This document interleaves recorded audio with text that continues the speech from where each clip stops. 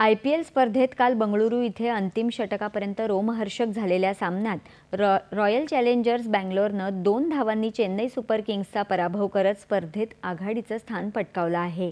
प्रथम फलंदाजी करताना बंगळुरूच्या संघानं धडाकेबाज सुरुवात केली। विराट कोहली आणि जॅकब बेथेल यांनी पहिल्या गड्यासाठी 97 धावांची भागीदारी केली। विराटनं 62 तर जॅकबनं 55 धावा केल्या। यजमान रॉयल चॅलेंजर्स बंगळुरूनं 5 बाद 213 धावा केल्या। चेन्नई सुपर किंग्सच्या आयुष म्हात्रेनं 48 चेंडूत 9 चौकार खेचत 94 धावा केल्या। त्यानं रवींद्र जडेजासोबत तिसऱ्या गड्यासाठी 114 धावांची भागीदारी केली। जडेजा 77 धावांवर नाबाद राहिला।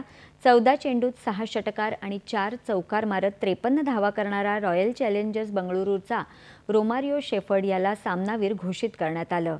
स्पर्धेत आज कोलकाता इथे कोलकाता नाइट रायडर्स आणि राजस्थान रॉयल्स यांच्या दरम्यानचा सामना होणार आहे।